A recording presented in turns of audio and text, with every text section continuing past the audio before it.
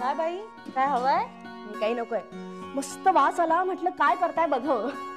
रस्सा इथं वल्या मसाल्याचा करतात ना. हो का? म्हणजे कसं? म्हणजे कांदा, लसूण, वलं खोबरं, मिरची, कोथमीर, आलं सगळं वाटण करून रस्सा करतात. हो का? मला एकदा शिकवा. तुम्हाला तुम्हाला स्वयंपाकाची आवड आहे? हो, मला येतं, सगळं करता येतं. अरे देवा, एवढ्या मोठ्या शिकलेल्या आणि तरीही सगळ्या नवीन नवीन गोष्टी शिकायला मला खूप आवडतं. सगळं यायला हवं असं वाटतं मला. या ताजी ताजी भाजी. अरे वा, खरंच ताजी. कुठून आणली? आपल्या बगीचात लावली आहे. आपल्या बगीचात? हो. मला दाखवा एकदा काय काय लावलंय ते. बरोबर. चला शांताबाई, तुमचा स्वयंपाक झाला की सांगा मला. बर. 2 पापड भाजा. भाजा हो. बरं, चालू द्या. बाईलाही चांगली आहे नाही नाना? नशीब आपलं, नाहीतर एखादं खेकट आलं असतं ना तर दमदाटी काय देणार, हुकूम काय सोडणार. ते कर, ते कर. तर काय सरकारी मिजाशीच. ताई, अगं जेवायला घे ना पटकन, चल. जाम भूक लागली ग. अगं दुपारी सुद्धा धड जेवण नाही झालं. थंडगार भजी खाल्ली, ती सुद्धा 4 नंतर. का? दुसरं काहीच मिळालं नाही तुला? अरे तुझ्या इन्स्टिट्यूट जवळ कितीतरी हॉटेल्स आहेत, मग थंड भजी का खाल्लीस? तसं नाही ग, अगं कामासाठी मी बाहेर गेलो होतो. 1 तासात होणारं काम चांगले 3 तास लागले त्याला. ते जवळपास कुठलं हॉटेलही नव्हतं आणि मी शोधायच्या भानगडीतही नाही पडलो. चल ना पटकन आपण जेवून घेऊया. अरे वर्षा म्हणाले 9 वाजेपर्यंत येते म्हणून. तिची थोडा वेळ वाट बघू. नाही चालली ना तू, तुला वाढते मी. मग तिघांसाठी 2 पंक्ती कशाला? ओके, पण आपल्या या निसर्ग राणी गेल्यात कुठे? सप्तर्षी सरांना भेटायला गेल्यात. 7-8 जण आहेत तिच्याबरोबर. राहतो कुठे हा सप्तर्षी, की तुलाही माहित नाही? ते ना ताडदेवला कुठेतरी राहतात म्हणे. हिचं एक बरं असतं, हिला कोण ना कोणतरी सोंग भेटत असतात. ते म्हणजे तेच. आता हे सप्तर्षी महाराज भेटले. काही नाही ग, तुला सांगतो, ही असली लोक ना ह्या लहान मुलांवर इम्प्रेशन पाडून त्यांना एकत्र करून तासनतास गप्पा मारत असतात आणि काही नाही. तू भेटली आहेस ना त्याला? हो. कसा आहे तो? तेवढासा काय अंदाज आला नाही मला, पण हुशार असावा. आपल्या घरी आला होता एकदा. त्याचं बोलणं म्हणजे इतकं विचित्र होतं ना, एकदम औपचारिक बोलत होता नुसता. भेटलं पाहिजे एकदा त्याला. घेतोच जरा घोळात. बेतानं उगाच भांडणं नको. हाय, आल्या आल्या निसर्ग राणी आल्या. चला आता जेवून घेऊया. चल. आई मला भूक नाहीये, मी सरांकडे खूप खाल्लंय. बघितलंस, हिच्यासाठी मला थांबायला लावलंस तू, आणि बघ चरून आली आहे त्याच्याकडे. काय ग वर्षा, तो चारू नेमकं काय सांगत असतो तुम्हाला, आणि तुम्ही काय ऐकता तासन तास त्याच्याकडून? नुसता टाइमपास. त्यालाही काही काम धंदे नसतील आणि तुम्हाला घेऊन तो बरोबर तुमच्याशी गप्पा मारून. जेवायला जाऊया आपण. 1 मिनिट आहे. हे बघ, तू जे सरांबद्दल बोलतोस ना मगासपासून, ते सर कोण आहेत, काय करतात, त्याची तुला काही माहिती आहे का? नाही, त्यांच्याबद्दल माहिती करून घेऊन मला काय फायदा आहे? त्यांच्याकडे अशा गोष्टी करायला भरपूर वेळ आहे. याचा अर्थ त्यांची घरची परिस्थिती बरी असणार, आणि पोटासाठी कष्ट न करता जगण्या इतपत पैसा असला ना की माणसाला या असल्या गोष्टी करायला सुचतात. बरोबर. हे मी आजच सरांकडे गेले होते पहिल्यांदाच. एखाद्या गर्भश्रीमंत माणसाचं घर असावं, पिढीजात श्रीमंत माणसाचं घर असावं, तसंच त्यांचं घर आहे, आणि शिवाय ते एकुलतं एक होतं. म्हणूनच तर त्याच्या आई वडिलांनी त्याचे लाड पूर्ण केले असणार. दुसरं काय, उडाण टप्पूपणा करायचा नुसता. काय ताई, माझी भूमिका फक्त श्रोत्याची. माझं मत विचारू नका. उडाण टप्पू? बंटी दादा, आमचे सर ना MSc आहेत, बायोलॉजी मध्ये रँक होल्डर आहेत, आणि वनौषधी, निसर्गोपचार या विषयावर अभ्यास करण्यात त्यांनी आयुष्यातली बरीच वर्ष घालवली. तुझा प्रॉब्लेम काय माहितीये का बंटी दादा, तुझ्यापेक्षा कोणीतरी हुशार असू शकतं हेच तुला पटत नाही. आणि त्यांच्या श्रीमंतीविषयी म्हणशील तर कुठल्या माणसाने कोणत्या घरात जन्माला यावं हे त्याच्या नशिबावर अवलंबून असतं. पण ते श्रीमंत घरात जन्माला आले याचा अर्थ असा नाही की त्यांनी वडिलांच्या जीवावर आयुष्यभर मौज मजा केली, व्यसनाधीन झाले. त्यांचं शिक्षण सुद्धा त्यांनी स्कॉलरशिप मिळवून पूर्ण केलंय. त्यांच्या अनेक संस्थांना अनेक ग्रँट्स मिळतात. त्यांच्या कामावर विश्वास ठेवणारे समाजात अनेक लोक आहेत, फक्त तू सोड. नाही तो अभ्यासात फार हुशार आहे वगैरे मान्य केलं, म्हणजे हुशारीची अनेक सर्टिफिकेट्स त्यांनी गोळा करून ठेवली असतील, पण ग्रँट्स मिळतायत म्हणून त्या सगळ्यात म्हणजे बंटी, तुला भूक लागली आहे ना, मग चर्चा बंद. आणि तुला थोडंसं काही खाऊन घ्यायचं असेल तर वर जा, हातपाय धू, कपडे बदल आणि लवकर खाली ये.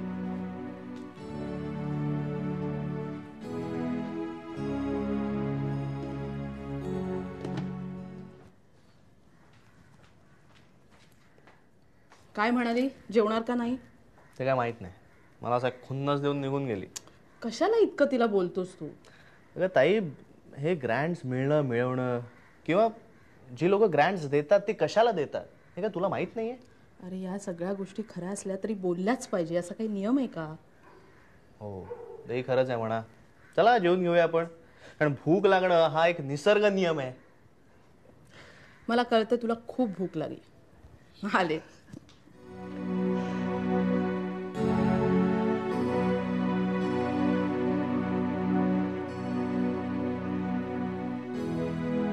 चारुहा सप्तर्षी.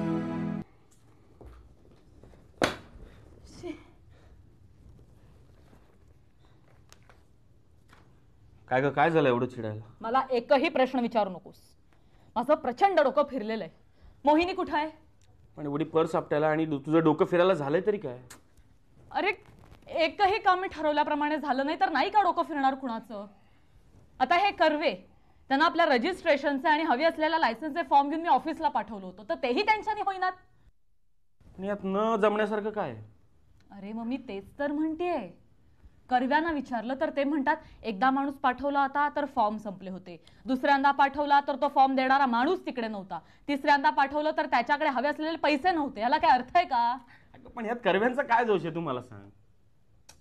निशांत, नुसते फॉर्म भरून आणायला एवढी रड आहे तर इंडस्ट्री तयार होईपर्यंत मी म्हातारी होईन. मला अशी रिबन कापावी लागेल. अगं मग चांगलंय की आपली मोनी रिबीन कापेल आणि तू टाळ्या वाजवत बस. फालतू जोक नकोय, कळलं? ओके. मला सांग अनु, हा नवीन बिझनेस सुरू करण्याची कल्पना कोणाची? तुझीच ना? का त्या कर्वे आणि लाडांची? पण त्यांना कसलीच घाई नाहीये. हो, कारण तुला या गोष्टी जेवढ्या वेगानं व्हाव्या असं वाटतं ना, त्या वेगानं आपले मॅनेजर्स, सरकारी कर्मचारी किंवा एकंदरीतच हे सगळं जग त्या वेगानं त्या गोष्टी करू शकत नाहीत. म्हणून जरा पेशन्स धर. किती पेशन्स ठेवू? जोपर्यंत त्या गोष्टी पूर्णपणे व्यवस्थित होत नाहीत तोपर्यंत. वा, म्हणजे आता तूही त्यांच्यासारखंच बोल. हा,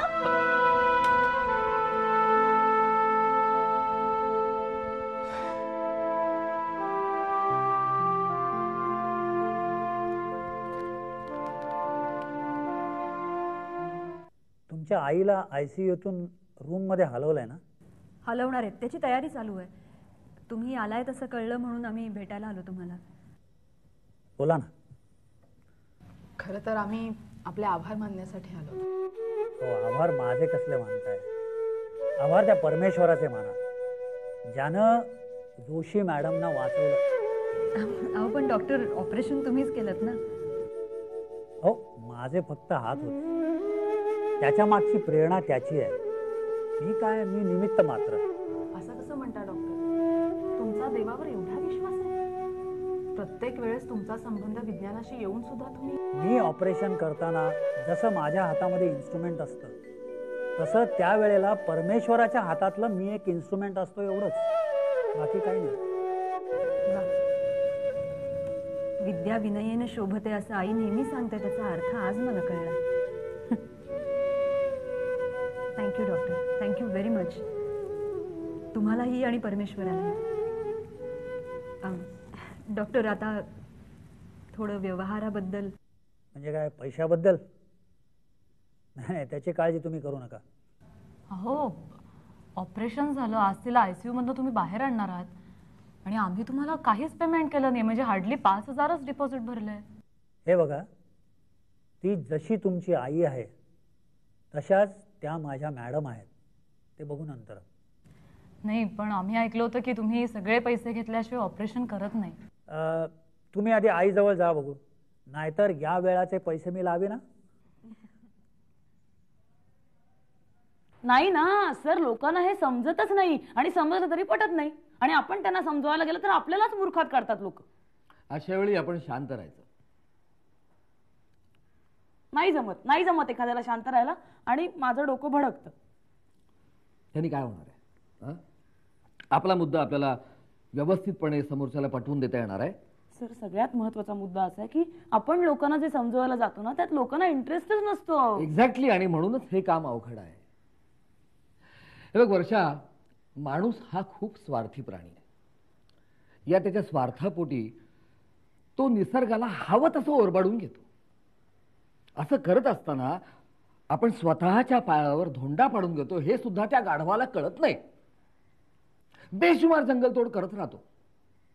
होतं काय, जंगलामधले पशु पक्षी बेघर होतात, निर्वासित होतात. ते मनुष्य वस्त्यांवर हल्ला करतात. माणसाला ना लाकूड हवं असतं, लाकूड. कारण काय तर बाबा मला फर्निचर करायचं आहे, घराच्या दारखिडक्या करायच्या आहेत, अगदी काय नाही तर अंत्यविधी उरकायचा आहे. आणि त्यासाठी बेसुमार जंगलतोड. परिणाम, हवेतलं प्राणवायूचं प्रमाण कमी होतं, पावसाचं प्रमाण घटतं, हवेतलं प्रदूषण वाढतं. आता हे सगळं त्या माणसाला समजून सांगायचं तर त्यासाठी काहीतरी ठोस गणित पाहिजे ना. सर, या सगळ्या गोष्टी मला कळतात, पण हे लोकांना कसं समजवायचं, त्यांना कसं परावृत्त करायचं? वर्षा, लाकडाची मुळी एकदम नाही तोडायची. एकावेळी एक लाकूड तोडायचं, एकावेळी एक विषय हाताळायचा, एक गट सांभाळायचा. वर्षा, मी तरुण होतो तेव्हाची गोष्ट. एका गावामध्ये एक कारखाना होता. त्या कारखान्याला निरुपयोगी ठरलेलं रासायनिक द्रव्य कारखान्याचं व्यवस्थापन गावातल्या नदीच्या पात्रात सोडत असे. अर्थातच नदीचं पाणी प्रदूषित होत असे. ही गोष्ट जशी माझ्या निदर्शनाला आली तसं मी कारखान्यातल्या व्यवस्थापनाला सांगितलं. त्यांनी मला धमकी दिली, जिवंत मारण्याची धमकी दिली मला. तेव्हा माझं डोकं भडकलं होतं. पण मी स्वतःला आवरलं. मी थोडासा अभ्यास केला, गावाचा सर्वे केला. तेव्हा माझ्या असं लक्षात आलं की तो कारखाना त्या गावात सुरू झाल्यापासून गावातल्या आजारांचं प्रमाण वाढलेलं होतं. मग मी गावकऱ्यांची, गावातल्या कामगारांची एक मीटिंग घेतली. मी एका कामगाराला विचारलं की बाबा, ते जे रसायन तुम्ही नदीच्या पात्रामध्ये सोडता ते जर माणसाच्या पोटात गेलं तर काय होईल?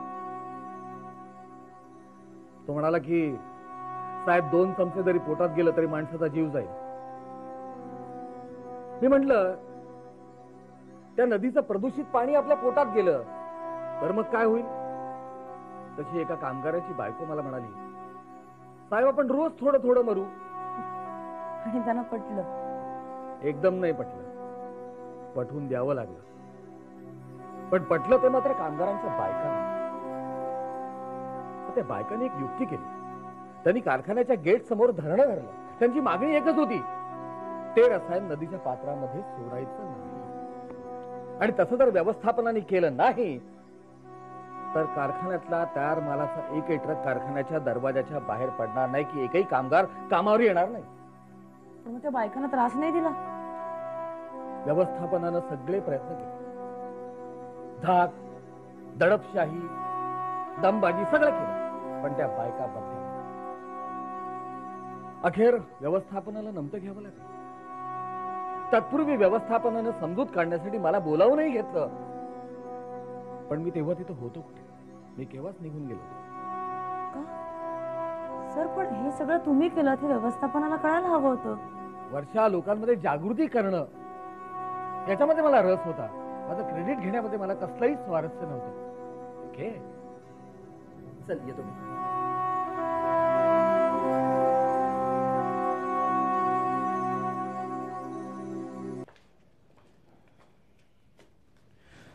रेवा, माझ्यासाठी जरा प्यायला पाणी आण. हां.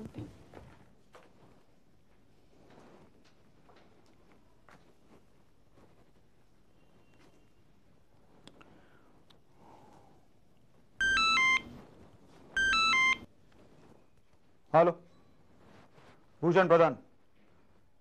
हा बोल बबन. हा काय साहेब नाही आहेत? नाही ठीक आहे, थांब तू तिथेच. नाही ते लेटर साहेबांच्या हातातच देऊन ये, त्याशिवाय येऊ नकोस. हो चालेल, 2 नाही अगदी 4 तास लागले तरी चालेल. ठीक आहे, ठेव फोन. ठेव आता फोन. हा ठेव.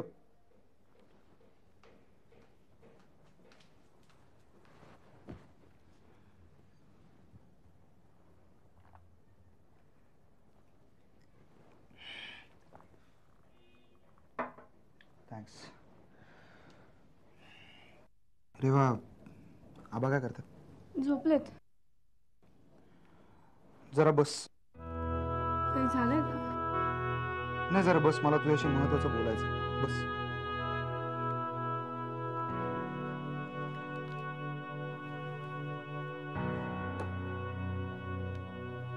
राम शरण आणि मारामारी बद्दल आबाला तू बोललीस?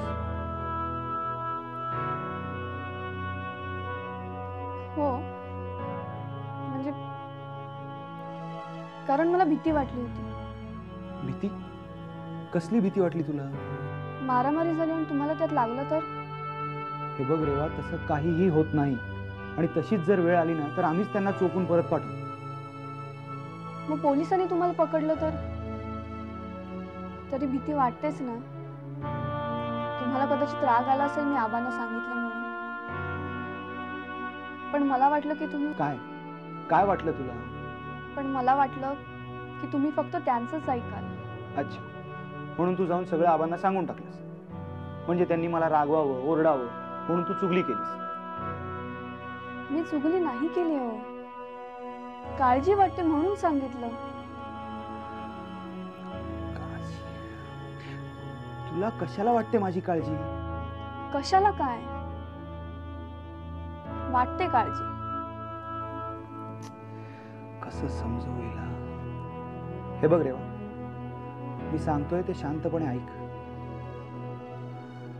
आणि आपल्यात जे बोलणं होईल ते फक्त आपल्यातच राहायला पाहिजे. तिसऱ्या कोणालाही कळता कामा नये. कळलं? ठीक आहे, नाही सांगणार. रेवा, राजकारणात सज्जन, पापभिरू, नाकासमोर चालणारी माणसं मिळणं हा विषयच नाही. एखादा सज्जन माणूस मिळाला राजकारणात तर ते सुद्धा पण नाहीच, क्वचितच. मी तुझ्यासारखाच होतो आधी, मारामारी, दंगल, हाणामारी या सगळ्याला घाबरणारा. पण एका रात्री मला गुंड उचलून घेऊन गेले. घेऊन गेले? कसे? डोक्याला पिस्तुलाची नळी लावून. काय? पण का? कशाला? त्यांची गाडी दुरुस्त करायला. त्या गाडीत ड्रग्ज होते. मी त्यांची गाडी दुरुस्त केली आणि लगेच पोलिसांना फोन करून कळवलं. पोलिसांनी शूटआउट केलं. बरेचसे मारले गेले, काही पकडले गेले. त्या गुंडांच्या साथीदारांनी सूड घ्यायचा म्हणून माझ्या घरी हल्ला केला. आणि त्यात माझ्या आई आणि बाबा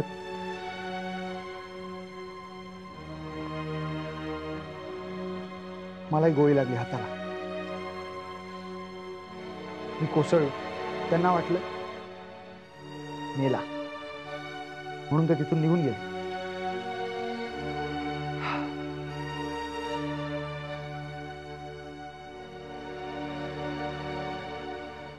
अरे रडू नकोस, रडू नकोस. मी असाच रडायचो बरेच महिने, एकटाच रडत बसायचो. पण मग कळलं काहीही उपयोग नाही आहे रडून. सज्जनांशी सज्जनासारखं वागायचं आणि दुर्जनांशी दुर्जनांहूनही दुर्जन होऊन सत्ता मिळवायची, पॉवर मिळवायची, मोठं व्हायचं. परत कुणाची हिंमत व्हायला नको पिस्तुलाची नळी डोक्याला लावू शकतील एवढी. या रामशरणची तर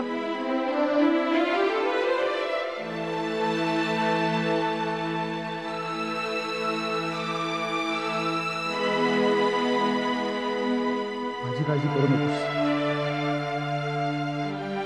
राम शरणचा डाव त्याच्यावरच नाही उलटवून आला. भूषण प्रधान नाव लावणार नाही.